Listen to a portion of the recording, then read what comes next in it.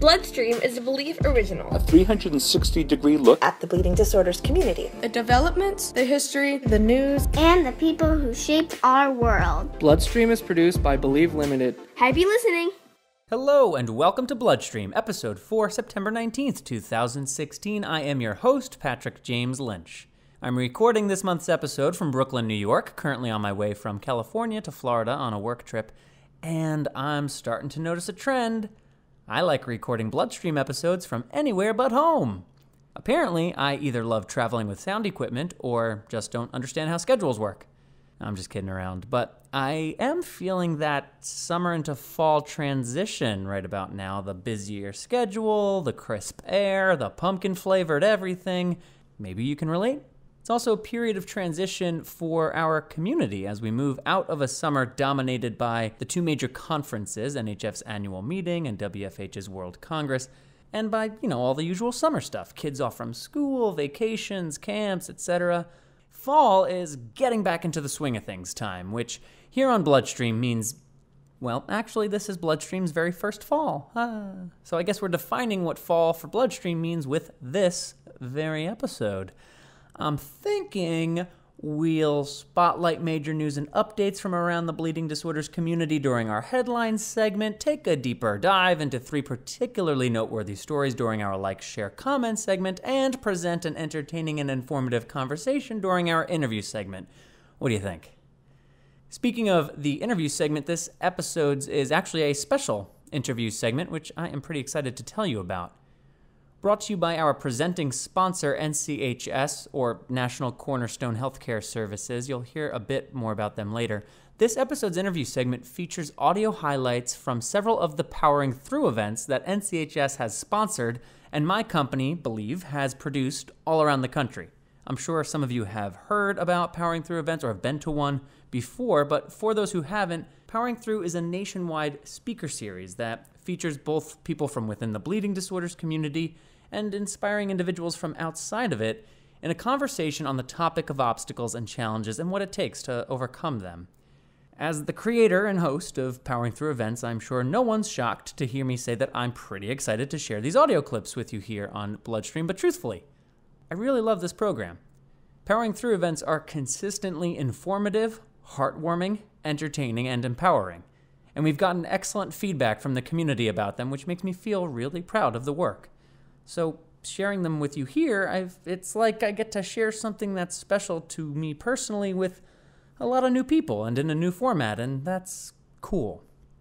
Just to put a pin in this, if you do like what you hear on that segment, photos and videos from every Powering Through event are available at poweringthrough.org. So listen here, and then afterwards, check them out, poweringthrough.org. Up next, we'll get to our headlines as well as to our Like, Share, Comment segment, but first, a few words from our presenting sponsor. This episode of BloodStream is brought to you by our presenting sponsor, National Cornerstone Healthcare Services, or NCHS. NCHS is an accredited specialty pharmacy dedicated to serving people with hemophilia and other blood disorders and optimizing patients' lives by providing personalized healthcare services. NCHS makes comfort and independence the goal for people with chronic disorders. They believe the home or an alternate non-clinical setting is the best place to receive treatment, which is why they do so much more than just fill prescriptions. Patients of NCHS can expect medication therapy management, coordination of nursing services, and much more, including translation services for non-English speakers. Learn more about NCHS's services and the team that provides them by visiting nchswecare.com. Once again, that's nchswecare.com. Every month, there are dozens of important, exciting, and meaningful stories that affect our community. We'll take a close look at 3 of those stories in our Like, Share, Comment segment, but first let's glance at some of the other headlines from around the community. And as always, to learn more about any of our headline stories, check out the program notes for this episode in your podcast player of choice, or find them in the program notes of episode 4 on bloodstreampod.com/episodes.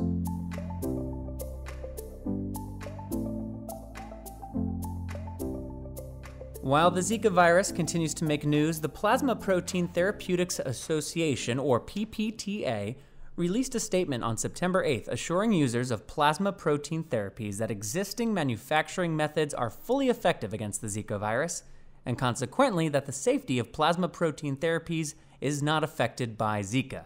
This statement comes less than 2 weeks after the Food and Drug Administration revised their Zika-related guidance, recommending universal testing of donated whole blood and blood components for Zika virus all throughout the U.S. and its territories. The revised recommendation, which is referenced in the PPTA's statement, was the first Zika-related guidance the FDA released since mid-February. NFL free agent Josh Gordy, who has a nephew with severe hemophilia and an inhibitor, sponsors educational scholarships for community applicants who demonstrate an exceptional commitment to service. Last week, it was announced that the 3 winners for the 2016 Josh Gordy Educational Scholarships are Matthew Busk from the Gateway Hemophilia Association, Tyler Andre from the Eastern Pennsylvania chapter of NHF, and Jacob Pope from Hemophilia of Georgia, who we spoke about here on BloodStream for his exceptional rowing efforts earlier this summer. Each will receive a $1,000 scholarship for their undergraduate or otherwise accredited studies. Congratulations to all 3. Earlier this month, members of the Hemophilia Federation of America's Dads in Action and Blood Brotherhood programs took to the Hill in Washington, D.C. to advocate on behalf of H.R. 3742, the Access to Marketplace Insurance Act. The bill, which was also an advocacy focus during the NHF-hosted Washington Days this February, is currently before Congress and would explicitly add nonprofits to the list of entities from which insurance companies must accept premium assistance payments. Learn more about H.R. 3742 and how you can ask your congressman for support by clicking the appropriate links in our program notes.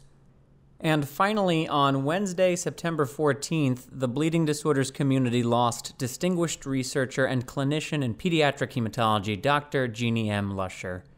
As a researcher, she focused on inhibitor development in patients with factor VIII deficiency, and in 1966, along with a colleague, Dr. Lusher first identified inhibitors as antibodies to factor VIII. She authored more than 270 peer-reviewed papers, 9 books, and more than 60 book chapters. Dr. Lusher served as chair of NHF's Medical and Scientific Advisory Council, MASAC, from 1994 until 2000. In a statement, NHF CEO Val Bias referred to Dr. Lusher as a, quote, pioneer on many frontiers, unquote, citing, amongst other attributes, her contributions as a woman in hematology. She was 81 years old. As I said earlier, there are many stories that come out in a given month that we could spend time digging into, but we have to narrow it down to 3 for what we call our Like, Share, Comment segment. As with our headline segment, links to these stories can be found in the program notes for this episode, and with that, here are the Like, Share, and Comment stories for this month.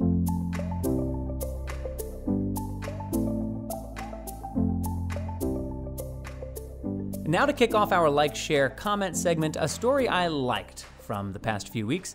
The University of Iowa's Children's Hospital is featuring 7-year-old Kinsey Heeman this month as part of Kid Captain, a program the hospital runs in partnership with the Iowa Hawkeyes.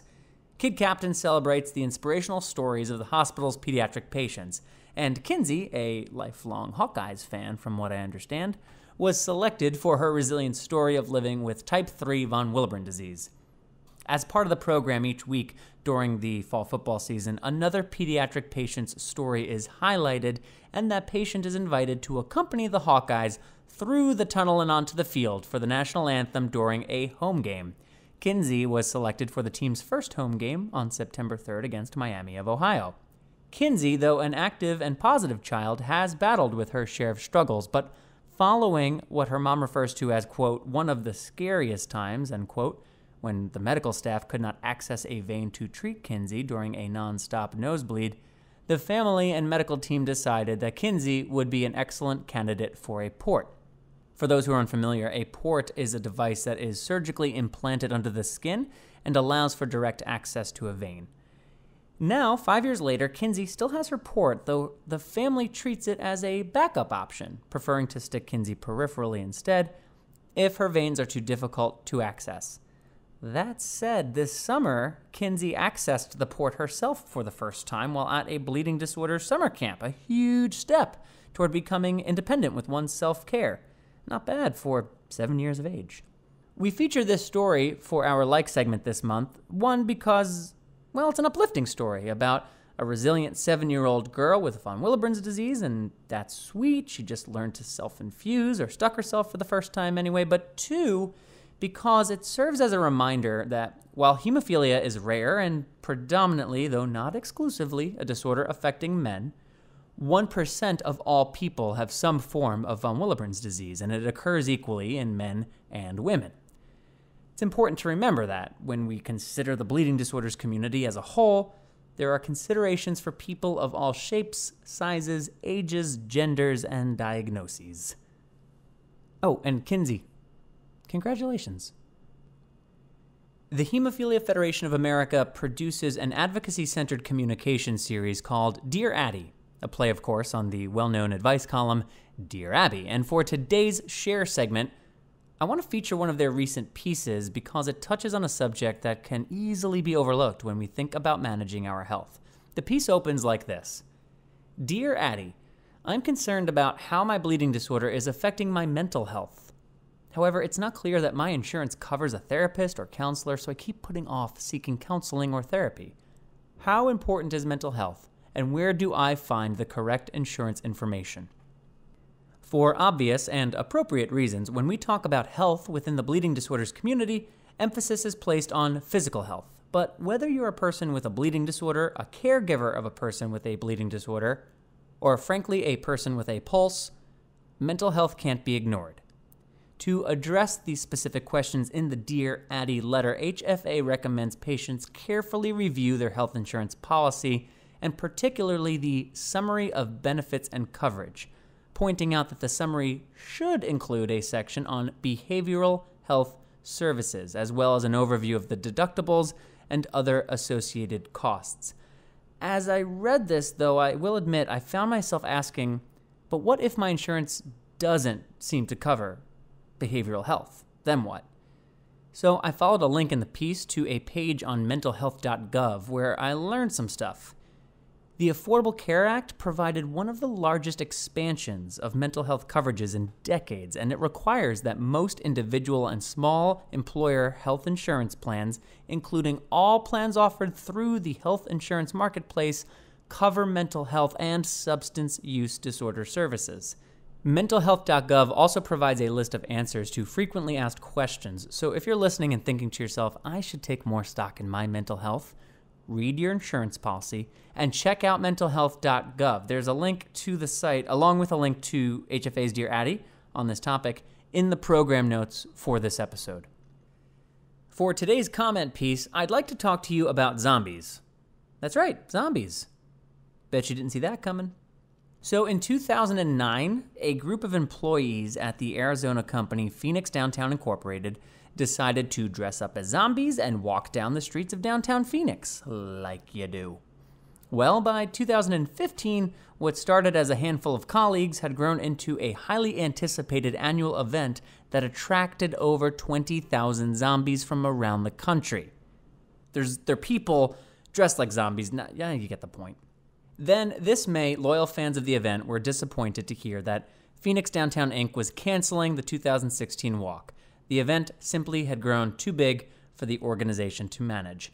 However, in stories announcing the cancellation, the company's vice president of marketing and events, R.J. Price, left alive, pun sort of intended, the possibility of the walk's comeback if the right organization wanted to step in and grab the reins.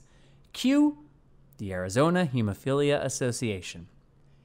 In late August, news broke across Phoenix outlets that the 2016 Zombie Walk was back on, or brought back to life, as many of the headlines read. See, puns are too tempting when talking zombies. Arizona Hemophilia reached out to the Downtown Phoenix Inc. and actually offered to co-produce the 2016 event and take over the Zombie Walk entirely starting in 2017. Price stated that Arizona Hemophilia was an excellent fit to adopt the walk. They are a charitable organization. They're located in downtown Phoenix. They have extensive fundraising and event experience. He also stated that while the blood-related connection wasn't much of a consideration, that it did present a pretty great marketing opportunity. Last little bit of business before I get into some commentary. The 2016 Zombie Walk, scheduled for its typical Saturday before Halloween slot, which this year is October 29th, will remain free for all participants, though a $5 donation to Arizona Hemophilia is recommended. And undead walkers ages 21 and over have a 10 to 12 location pub crawl or blood crawl to look forward to immediately after the walk for all who purchase a $20 wristband. Donations, wristband proceeds, and sponsorship dollars will all go to benefit the Arizona Hemophilia Association. I'm not saying one hasn't taken place before. Maybe it has. I hope it has. But I don't recall ever hearing about a hemophilia event that had over 20,000 participants. In fact, when I read about this, frankly, I didn't trust that the information was accurate, or I thought maybe there was a creative PR spin in the stories I was reading. So I called Arizona Hemophilia's CEO, Cindy Komar. Not only was all the information I'd read accurate, but at the time of this call, I didn't realize that starting in 2017, the Phoenix Downtown Zombie Walk would belong exclusively to the Arizona Hemophilia Association. Cindy shared this with me along with her excitement that AHA was now speaking with sponsors that they, and this is a direct quote from her, never could have dreamed of. Executive directors and CEOs from all around the bleeding disorders community will speak about the challenges in developing both uniquely interesting events that community families are excited to attend and fundraising opportunities that interest companies from outside the industry, the manufacturers, specialty pharmacies, etc. Sometimes you'll also hear folks discuss the difficulty in spreading the awareness of hemophilia and blood disorders to people in the general public. This event accomplishes all three in a massive way, and it came to fruition because Cindy and the Arizona Hemophilia leadership were prepared to be opportunistic. Arizona Hemophilia Association is experienced with producing large events like NACHO, the huge Bleeding Disorders Camps Conference, and now the National von Willebrand Disease Conference, as well as creative fundraisers that attract people from outside our community. And I'm referring specifically to their My Nana's Salsa Challenge, a popular Phoenix event that is AHA's largest annual fundraiser. All of this meant that they were perfectly positioned to take advantage of a major event with huge fundraising potential that was in need of the right kind of leadership. The bleeding disorders community is a small one. That makes it challenging to build awareness, develop sponsors outside of industry, and create new, uniquely exciting community events. But this story is evidence that it's possible. With the right leadership, the right experience, and the right opportunity, it is absolutely possible. Well, add one more ingredient to that list. With the right creative thinking, this is absolutely possible. Anywhere. Anywhere. As a program and content developer who seeks to add value by creating something where there's nothing, I've heard people from companies and organizations, and I'm not just talking about hemophilia, say many times some version of, well, that's not how we do things. We've always done it this way. We want different outcomes, but we're not willing to try different approaches. You see the problem? Creative thinking can lead to extraordinary breakthroughs, and it absolutely cannot exist in a that's not how we do things environment. So, I want to pose a challenge to all of you listening, and particularly any executive directors, board members, or volunteers at organizations around the country. Take a look at your event and program calendar for the next 12 months, and quietly, just by yourself, you don't have to tell anyone you're doing this. It can be totally private. Identify one event or program on that list that you could enhance with some creative thinking. What's the one thing on that list that's starting to feel a little stale, or hasn't quite taken off the way you'd hoped, or is beginning to see attrition in attendance? What's that thing? And how could you, and others ultimately, work on enhancing it? Leaders are busy people, and that makes creating something uniquely valuable or elevating an existing property to a whole nother level difficult. But if we don't regularly apply creative thinking to how we expand or enhance what we offer, if we don't take some risks, we won't be ready when the next 20,000 person event falls into our laps, or when families decide, they're a little tired of attending the same kind of events year after year, or when we need more support from the general public on a big advocacy issue, or when industry changes the way in which it spends money within our community. So I urge you to take the challenge. And if you want to bounce a couple of your new big bold ideas off of me and some of my team members at Believe, we'll be here, and we love this stuff. It's literally what we do. In fact, we'll be at the Zombie Walk next month, dressed like the undead, or the living dead, or the walking dead. We'll be there zombie-fied, and we'll post pictures. It'll be fun. Up next, our special interview segment featuring stories and sound bites from Powering Through. But first, this message from one of our sponsors. This episode of BloodStream is brought to you in part by our supporting sponsor, Stop the Bleeding, an award-winning comedic web series about a dysfunctional nonprofit organization that serves people with bleeding disorders. Styled after the hit British and American sitcom The Office, the show uses humor and narrative storytelling to educate and empower people affected by bleeding disorders. You can find all 29 episodes for free by visiting stbhemo.com. That's S for sandwiches, T for Tennessee, and B for Bravo. stbhemo.com. So, as I mentioned at the top, Powering Through is a nationwide speaker series on the topics of obstacles and challenges and what it takes to overcome. NCHS and Believe have held 14 of these events thus far, all over the country: New York, Florida, Texas, Missouri, Nebraska, California, and our guests have included a diverse group of people from both within the bleeding disorders community and from outside of it. Some of the panelists to date include NHF CEO Val Bias, Time magazine writer Joel Stein, actor Sam Underwood from Dexter and The Following, HIV/AIDS and hemophilia advocate Jeanne White-Ginder, singer-songwriter with hemophilia Trevor Martin, von Willebrand disease advocate Charlotte Droney, and her brother, blues musician Patrick Droney, and on and on. It's been an amazing array of speakers and conversations to date. So NCHS and we at Believe wanted to bring you selections from these events right here on BloodStream. As we go along, I'll give whatever context or commentary feel necessary, but for the most part, I'll stay out of the way and let the clips speak for themselves. Sound like a plan? So, without any further ado, here you go. Special interview segment of BloodStream featuring Powering Through.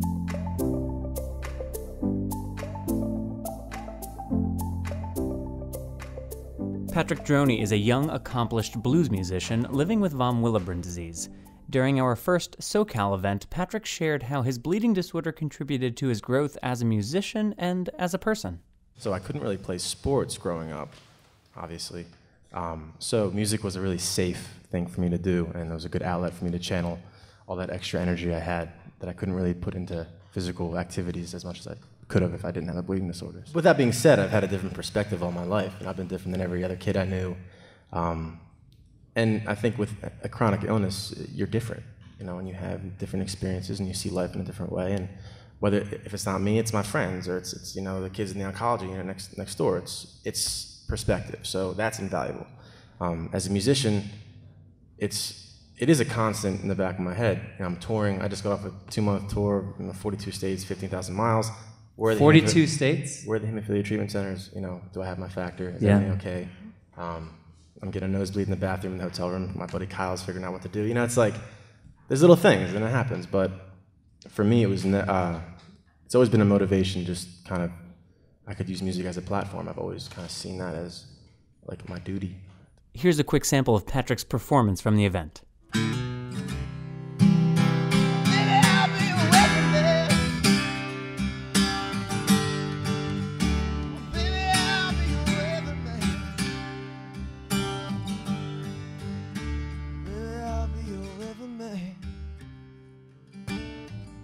I might bleed a little, but I'll be your weatherman.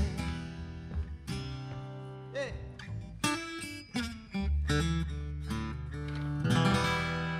During Powering Through Omaha, held as part of the Nebraska chapter of the National Hemophilia Foundation's Education Weekend Extravaganza, Jacob Christensen, a teen with hemophilia, shared an important lesson on precaution that he learned as a result of a frightening incident. 3 years ago, my first day at camp, Mom was nervous to send me alone. My nurse Noelle, shout out to her. She talked my mom into letting me go, and the first, I think, 3 days was okay. And then we go swimming, and there's this U.S. Olympic gold medalist at water polo, and he tries to teach us water polo. Well, I'm a goalie, and there's like a little brick lining, and it's not like the soft brick, it's like the hard, sharp corner brick. And this kid throws a ball, hits me in the face, and I crack the back of my head on the pool. I blow it off, naturally, because I was 12 at the time. And when you crack your head open, really, it's not that big a deal. No, not at all. So I go on. I probably go to the med shed 3 times before I'm just like getting Tylenol, and I'm just like, I can't do this. I couldn't eat because I was so like nauseous from it. And so I go to the med shed, and Noelle's like, why have you been down here so many times? And I was like, well, I kind of cracked my head on the pool. She's like, what? And so she runs, grabs my medicine. They call the doctor. He looks at me. I go get a CT scan at the local Excelsior Springs hospital. And yeah, it was quite memorable. You shared something with me, though, that I think is extremely important. That a major takeaway from that for you? Don't blow it off. If you think that it's bad, get it looked at. Don't wait until it's like super bad to go get it looked at. Hemophilia of Indiana played host to Powering Through Indiana last year, and the centerpiece of that conversation that day was on the role of the sibling, spouse, friend, caretaker, the roles of those who surround and support the person affected. Jason Flora's wife Vanessa has moderate hemophilia, and in this clip, Jason reflects on his, shall we say, onboarding to the hemophilia community through meeting Vanessa, and how his relationship to her and understanding hemophilia through her having it influenced the way he now parents 2 boys with hemophilia. As an outsider to the community, I'm talking to, I was 21 when I met Vanessa, she was 18. I'm hearing about hemophilia, it's a part of her life, and how her brother has their hemophilia. And I also heard about her going to camp back at Big Bear in California, and how every year people would come to camp, and the next year they might not be there because they got sick, they had the co-infection with HIV, didn't make it back the next year. And that was a really, as a new person first hearing about hemophilia, that was pretty strange and scary and freaky. So it's crazy how my perception has changed from day one as a complete outsider, just hearing about it from my wife-to-be, versus now I'm a hemophilia dad, my wife's a moderate hemophiliac. I have a totally different perspective. You were a dancer for a long time and throughout college, and Jason, what was it like for you in college when you were watching her do something she loved, but kind of sacrificing a little bit of her body to do it? Seeing her get a bleed, having to sit out, that was the hardest. It was very hard for her, and as her boyfriend or husband, you want to be there and say, gee, I'm sorry, I'm here for you, what can I do? And I think it's, now that I have 2 boys, we try not to limit them for the same reason. I think perhaps in response to what I saw from Vanessa when she couldn't dance. She had to miss a nutcracker. She had to miss something because of a bleed. So I see my 6-year-old now, my 2-year-old who are both severe, they're both on prophylactic. And we try not to limit them. We want them to have the normal kid experience and not have to be the kid sitting on the playground where everybody else is getting to do what they want to do. Heather Stevenson was also a panelist for Powering Through Indiana. Heather, an Indiana native, founded Sam's Wish, an organization that supports Special Olympics athletes named after her little brother with special needs. In 20 years, the organization has grown from supporting 1 athlete, her brother Sam, to over 1,000. Heather, who has worked full-time as a teacher while building this organization, is quite an impressive person, but her work building Sam's Wish is not actually the reason she was involved with Powering Through to begin with. Heather was Ryan White's best friend. For those who may not know, Ryan White was an Indiana teenager who, after being diagnosed with AIDS as a result of contaminated blood product he took for his severe hemophilia, fought for his right to return to school in a civil rights battle that captured the attention of national and international media. Ryan essentially became the face and chief patient advocate of people with AIDS in America. The country's largest federally funded AIDS program bears his name, the Ryan White Care Act, which currently serves over half of all Americans living with HIV/AIDS.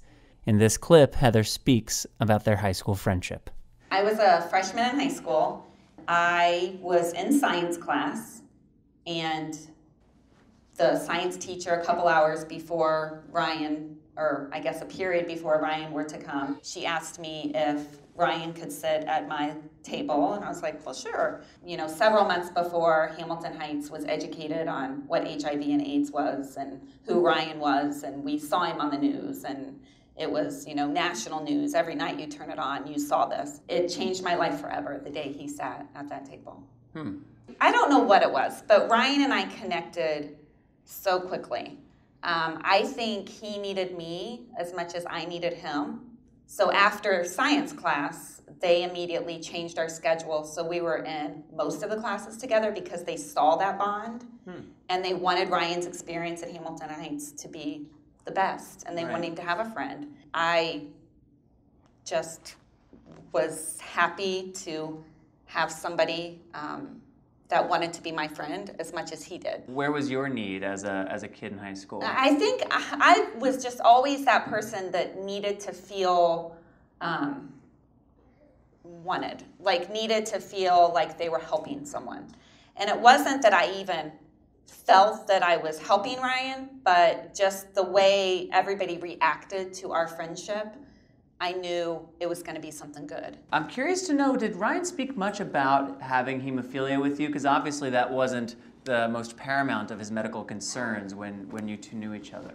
He didn't. Brian didn't speak much about anything that he had when we were friends, but he knew I knew because the world knew. He was always so positive because his life outside of, you know, being with his friends was sometimes so negative. Right. So when he was with his friends, it was just indulging in the positivity of those everything was about what can we do to get in trouble, you know. Yeah. What did you do to get in trouble? Give us some of the fun stuff. No, give us the good stuff that's like not in the books or in a news story. Like what were the topics? What were the regular things that would come up? One of Ryan's favorite things was cruising. You would meet at Port Cicero and you would drive your car up 19 to Tipton and go through the McDonald's and turn around and go back. And that was the route for cruising. Yeah, I thought it was Did you guys do the same route? No, yeah. I did this growing up in Wabash, absolutely. I thought it was the dumbest thing ever, but Ryan loved it. And so that was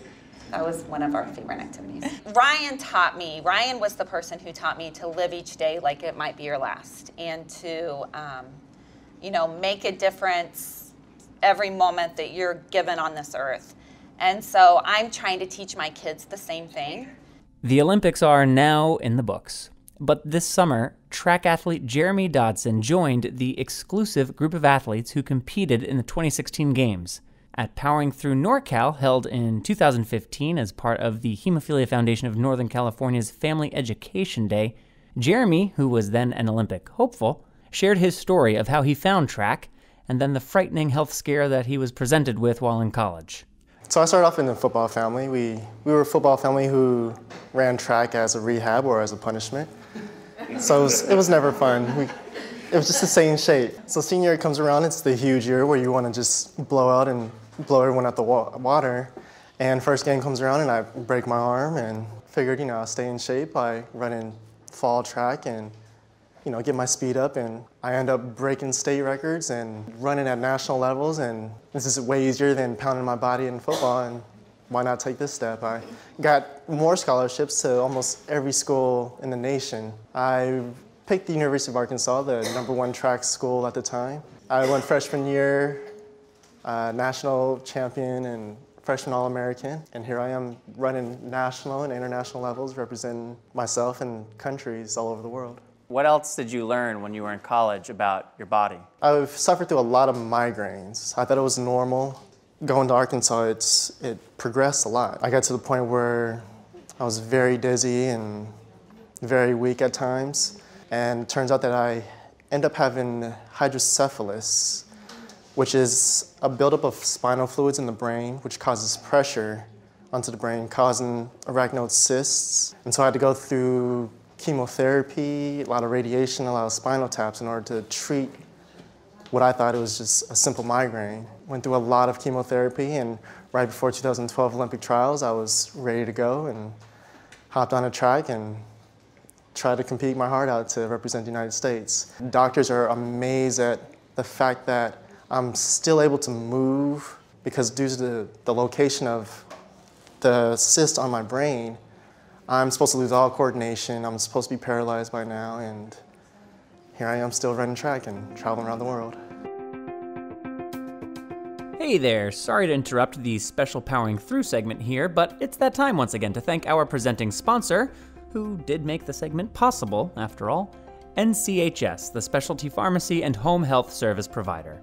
Now, NCHS believes in being a proactive partner in their patients' care, which means providing services like arranging convenient and discreet delivery, encouraging adherence to therapies, and monitoring therapy outcomes. They also provide reimbursement services to help with navigating insurance requirements, which can be overwhelming for families affected by bleeding disorders or chronic disease. And with a pharmacist available 24 hours a day, 7 days a week, NCHS can offer comfort to patients that someone will always be there when needed.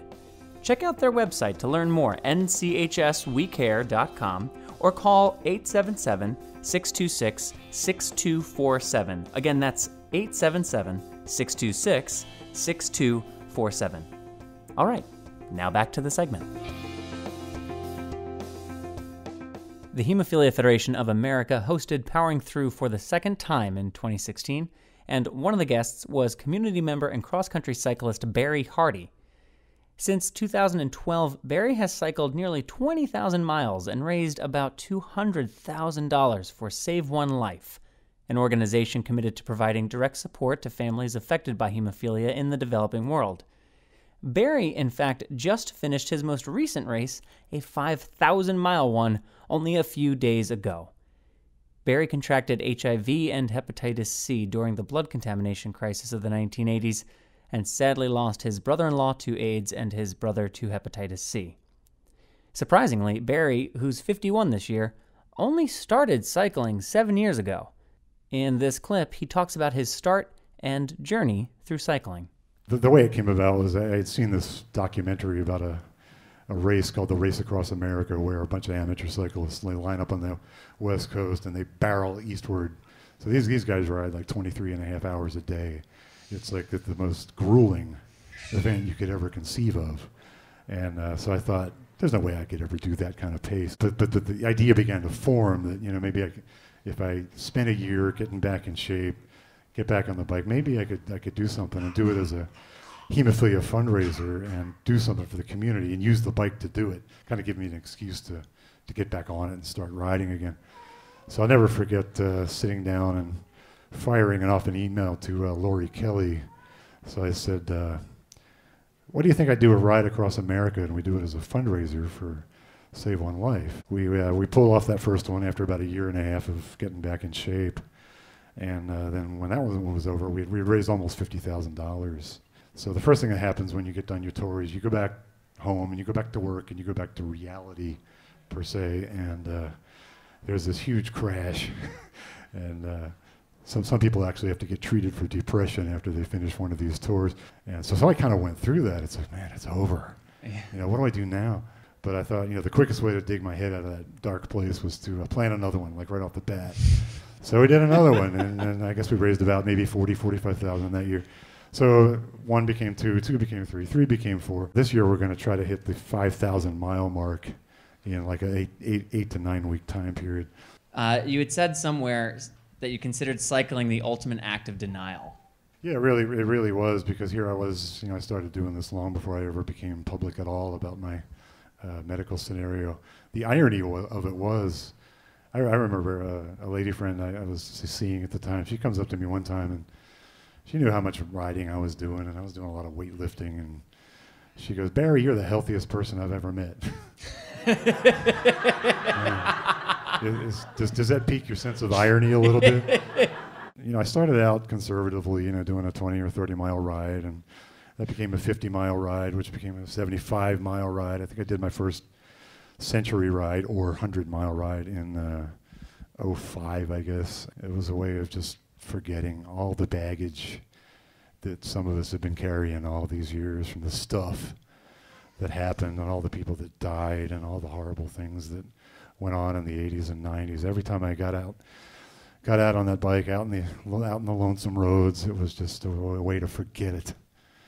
And I thought I was running away from something, but the way it turned out, I was actually running towards something.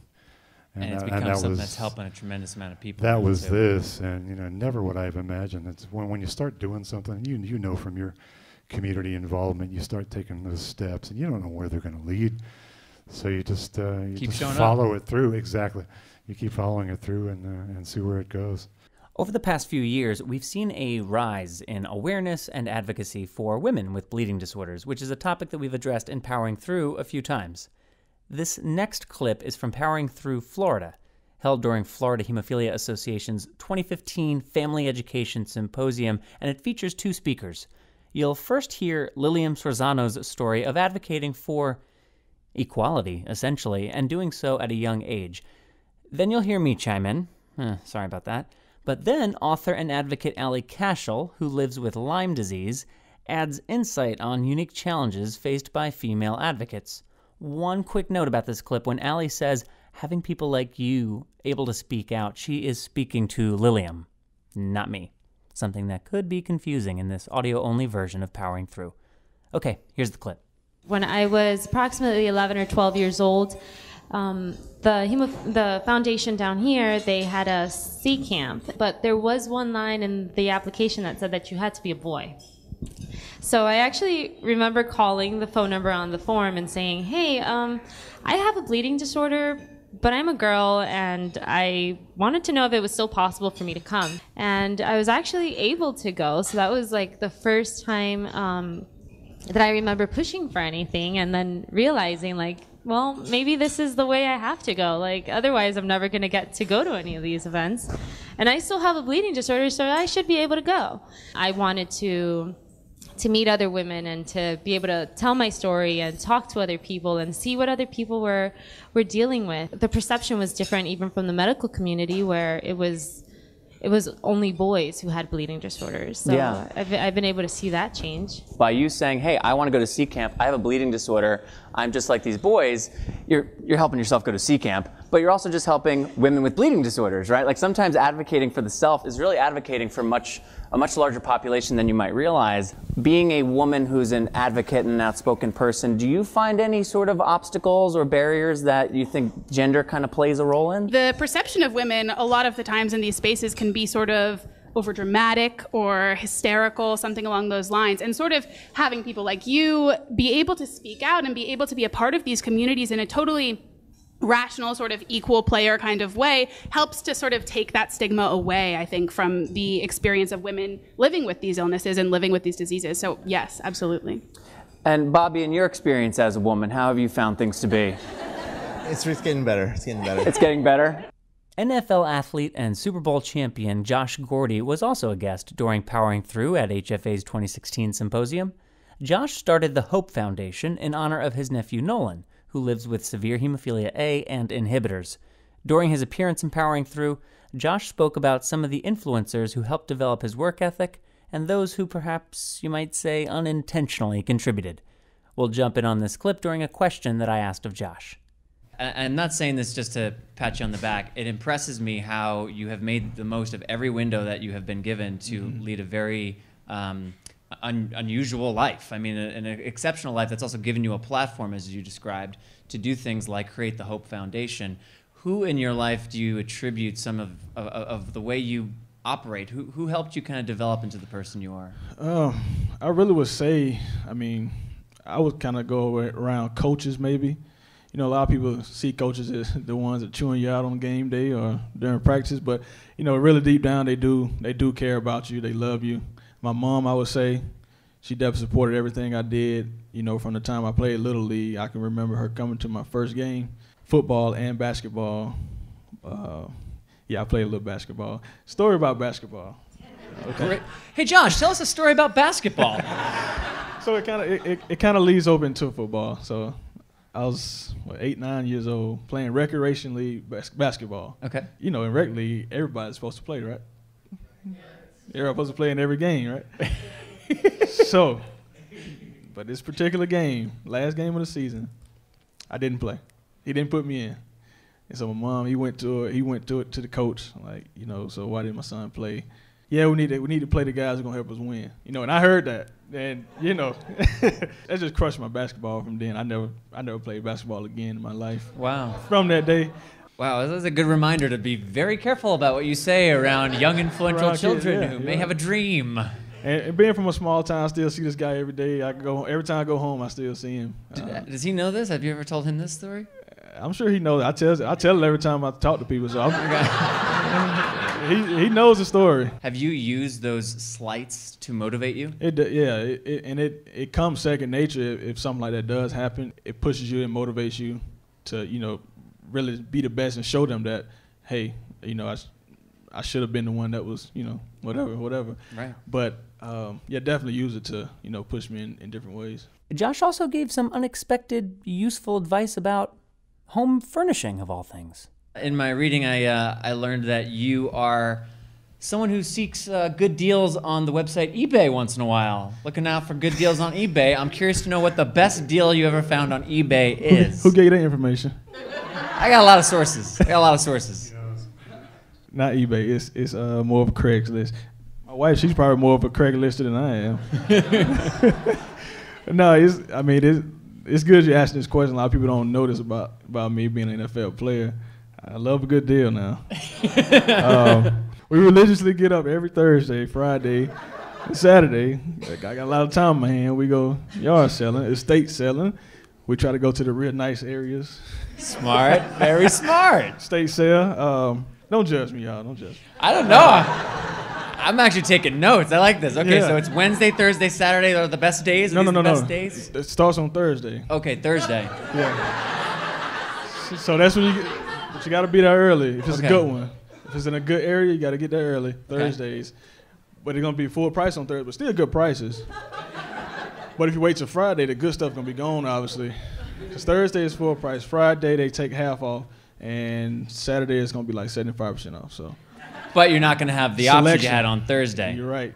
Gateway Hemophilia Association hosted Powering Through during their Family Education Weekend earlier this year. And this clip features teen panelist Justin Sanger, who lives not only with hemophilia, but also aniridia, which is the absence of the iris and means that Justin is legally blind.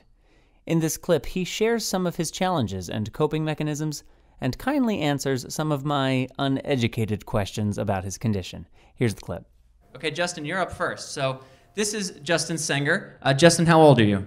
16. 16. And you have severe hemophilia A, is that correct? Yes. So tell us about aniridia, because we're all pretty familiar with hemophilia to some degree, but aniridia is a word that most of us aren't used to hearing. What is aniridia? Well, I was born with this eye disease. It's called aniridia. The nerves didn't develop quite right, so it makes my eyes shake back and forth really quick. Does that mean, I know you're legally blind, correct? Yes. And in terms of functionally speaking, what tell us a little bit about your vision. Help us understand more of what you experience. In school, I have to use an iPad, so everything that the teachers write on the smartboard, I see on the iPad. I have to use magnifying glasses. If they don't enlarge my print, I have to have enlarged print on my paper. I don't want no magnifying glass on my desk because people look at me weird. And you mentioned the frustration that comes with feeling singled out or like you're treated differently. What do you do with that feeling? How do you channel that? I like to walk. I'm a big walker, so I like just popping my music and walk. I feel free. I feel normal. I feel fine. And how often do you go walking? 6, 7 times a day. That's incredible. That's a lot of walking. When you first mentioned this to me, I have to be honest, I was thinking, wait a minute. When the blind guy's frustrated, he goes walking? That seems like a little bit dangerous. And your mom was even mentioning, like, you come home sometimes and it looks like you've been through a war. Yeah. So, it sounds like it's a little bit, I'm glad you do it, and exercise is great, but, like, isn't that a little dangerous? Well, my mom was always so cautious of me walking because I would come home with scraped knees and scraped elbows. But one day I had to sit her down and I said, I'm growing up and you have to let me go. Unless if it's raining, I'm not going to win that fight. Mom has the upper hand on that argument if it's raining. Yes, sir. And how, like, I really want to understand this because I'm still trying to get my head around it. I like to walk a lot, but not to make you jealous, but I have fantastic vision. So I'm never worried about where I'm going. How do you, what's your tools? What do you do to kind of help yourself navigate as best you can on these walks and know all these paths? How do you learn them? Is this a dumb question to ask? Kinda, but... Good. Thank you for being honest. But does anyone else have this curiosity? Like, I just want to put it on the table. It seems challenging. It is, like, with cars and stuff, but I just stay close to sidewalk. I make sure I look, because, like, I have really bad vision, but it's not, like, really bad to where I can't see cars coming. So, I mean, obviously, look for both sides of the roads if you're smart. In this clip from the Powering Through event held during National Hemophilia Foundation's annual meeting this past summer, college student and community member Austin Hans speaks about his family history with hemophilia and then leads the conversation in quite an unexpected and entertaining direction. When I was born, I was tested for hemophilia right away because my grandfather had hemophilia. When the bad blood came out, he unfortunately got AIDS and passed away in '86, I believe. Have you heard stories about him, or are there ways in which you feel as though you have gotten to know him over the years? Yeah, he would wait, several days with a bleed because he owned a salvage yard, so he was always working and would work through the pain. And I can't even, imagine doing that now when I could just, Right. infuse myself in 5 minutes and basically be cured of my bleed. He had a bear. That's a Let's fun go story back. to tell. Sorry, he had a bear? He had a bear. How do you have a bear? Like a black bear, right? Black bear. No, that doesn't help. How do you have a bear? I don't know how else to ask the question. Is there a bear house in the backyard? From what I heard, they were at an animal auction. What's an animal auction? It's in Missouri. You don't know an animal auction? Okay. There's a lot of Missouri here. I'm not going to touch that one, but I would still love to know how you have a bear. So they were at an animal auction, and I think they were just going to observe. The bear was up for auction, and my grandma was sitting right next to my grandpa, or maybe he was in the back or something, and he kept bidding on it secretively, to the side. And my grandma's like, "Who keeps bidding on that bear?" He's like, "I don't know." So eventually he won the bear, and my grandma was really angry and wanted to return the bear, but his mind was set. He wanted to take the bear home. So the bear, it was a baby bear, so they got it really young. And from what I hear, it lived outside. They would go on walks with it. I think his name was Teddy. I hope you can understand why I so value Powering Through. We capture such a range of moments from people impacted by bleeding disorders and other significant challenges in life, and the conversations that develop are diverse. They are entertaining and educational and empowering, and our last clip is no exception. Earlier, we featured Heather Stevenson, one of Ryan White's best friends. We'll wrap this special interview segment with a clip from Jeanne White-Ginder, Ryan's mother. She was a guest during our second Powering Through New York City event during April of 2014 in an evening that was supported by the Hemophilia Association of New York, the New York City Hemophilia Chapter, and the National Hemophilia Foundation. In this clip, I speak about some of the common ground Jeanne and I unfortunately share, and prompt her to talk about what she thinks her son would be doing today had he survived. And I ask her why she, more than 25 years after his death, continues to tirelessly tell Ryan's story. Her answers, as always, are straightforward and from the heart. Take a listen. So as I mentioned earlier, my brother died at 18, 7 years ago, would be 25 today, and ironically, 17 years to the day of Ryan's funeral. And I like to sometimes, he no longer necessarily looks like the last pictures we have of him. He's starting to age out of the memories. And I wonder, like, would he have a wife, a kid? Would he have kids? Would he live closer to me in Los Angeles or closer to Mom in New York? When you think about Ryan, I'm sure at times your mind, he'd be 42 today. What do you think about? Losing a child is the worst pain any mother could ever go through. Everybody said it gets easier. It doesn't. You learn to live with it because you have to, not because you want to. I just envision, Ryan, I would say his choice would have been working behind the scenes in the movies. But I think he would probably be in D.C. working with the AIDS epidemic. I don't think that choice would have been given to him, I think that would have been, am I saying that right? He would have had a calling. Yeah, I would think that he would have had a bigger calling. I think he would have thought definitely we would have had a cure by now. I think he would just be shocked, though, that people are getting their meds and they're living long, productive lives. I think that would have been, we just dreamed of those meds. I have a feeling that if Jimmy Fallon took his Tonight Show crew on the streets of New York and asked 15, 20 people if AIDS is cured in America, at least a handful would say yes. So to me, that's why it's important that Ryan's story still be told.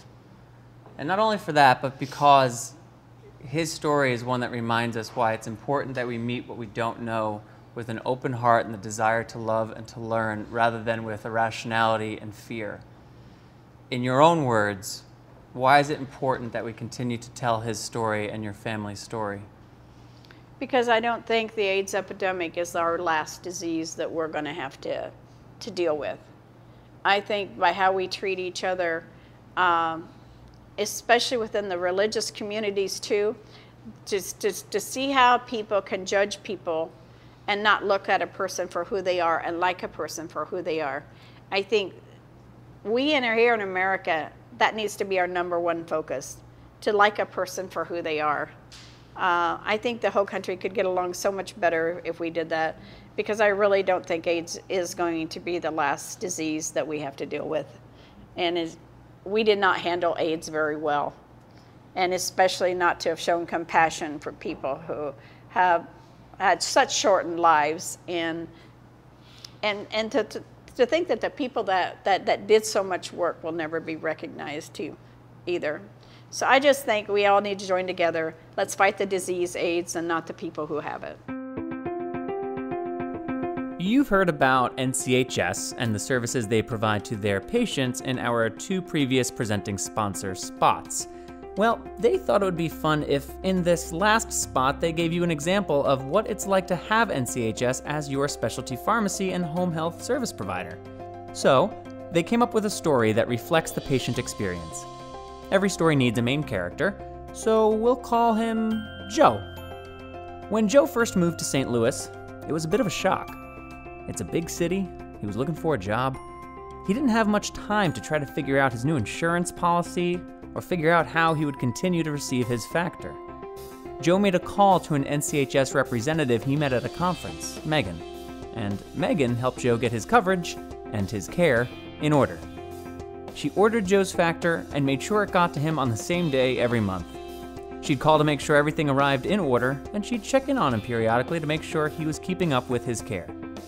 Megan works for NCHS, the specialty pharmacy and home health services company, and this is what she does. She takes some of the hassle out of everyday life with a bleeding disorder. So, Joe was able to focus on self-care without having to spend hours on the phone with doctors, pharmacies, or insurers. His factor and supplies showed up on time every month in the right quantities, and if there ever was a problem, he could call Megan. She just made life easier. NCHS, we care for life. Learn more about NCHS's services and the team that provides them by visiting nchswecare.com. Once again, that's nchswecare.com. This episode is also brought to you by our supporting sponsor, Stop the Bleeding. Did you know that Stop the Bleeding is also available in Spanish? Check out stbenespanol.com to find our Spanish language episodes, and keep an eye out as Season 6, our most recent season, will soon be made available in Spanish as well. Again, that web address is stbenespanol.com.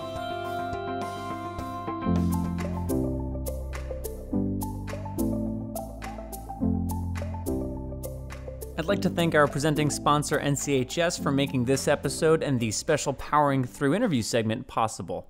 I am very pleased to be able to share Powering Through segments with you here on BloodStream. We here at Believe are super proud of that program. And remember to check out nchswecare.com to learn more about their commitment to and services for people with bleeding disorders. nchswecare.com. That's all for this month, but before I let you go, one exciting announcement about our October episode. You heard from Jeanne White-Ginder in that final Powering Through clip just a few minutes ago. Well, for next month's episode, Jeanne will be the guest for our interview segment. She's coming on to talk about, amongst other things, the initiative that the National AIDS Memorial Grove and the HIV Story Project are working on, along with the National Hemophilia Foundation, the Hemophilia Federation of America, and the Coalition of 10,000, to capture the stories of those with hemophilia who contracted HIV/AIDS during the blood contamination crisis. This is a new initiative that Jeanne had a significant role in bringing to life, so make sure to subscribe to BloodStream to have that episode delivered to you directly next month. You can subscribe to us on iTunes, Stitcher, TuneIn, or wherever you're listening, and if you have already subscribed, well, first off, thank you for that. Please consider leaving us a review on iTunes. Reviews help other people find the podcast. You can get in touch with us by email, mailbag@bloodstreampod.com. Find us on Facebook, facebook.com/bloodstreampod, or connect with us on Twitter @bloodstreaminfo. BloodStream is written by Patrick James Lynch and Ryan Gielen, produced by Andrew Gall, Rob Bradford, Ryan Gielen, and Patrick James Lynch, and edited by Andrew Gall and Joshua Sterling Bragg. Special thanks to everyone at Believe Limited, our presenting sponsor NCHS, and our supporting sponsor Stop the Bleeding. Reminder to check out the program notes for this episode in your podcast player or on bloodstreampod.com for links and additional information about the various stories featured on this episode. My name is Patrick James Lynch, and until next time, take self-care of yourself.